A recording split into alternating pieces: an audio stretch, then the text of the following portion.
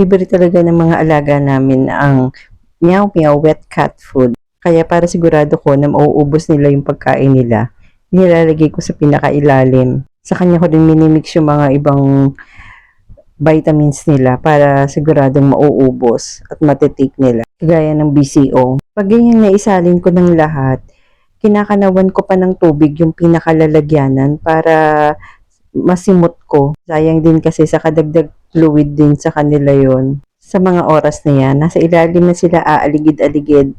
Nakailang baba rin ako sa kanila sa mesa. Alam na kasi nila nagpe-prepare na ako ng pagkain nila. Ayan, pag ganyan, yan, mix-mix lang para mag-incorporate yung BCO sa food. Minsan, nahihirapan lang ako dito sa lalagyanan na to. Kasi, makalat na nga silang kumain eh. Minsan natatapon, lalo na kapag napasobra yung tubig ko. Natatapon siya doon sa pinaka-unahan. Pero di bale, may padating naman silang bagong bowl. Kaya, konting tiis na lang. Yan, yung ganyang consistency. Minsan nag-a-add pa ako ng konting tubig. Pero dahil sa natatapon nga, ayan, hinahayaan ko na lang muna na ganyan. Tsaka lapot. Ayan, nakapaglagay na ako ng BCO. Then, dito ko na rin minimix minsan yung yung para sa hairball nila. Daily ko na sila binibigyan, pero binawasan ko na lang yung amount. Kasi, pag yung alternate days, minsan nakakalimutan ko. Ayan, ganyan.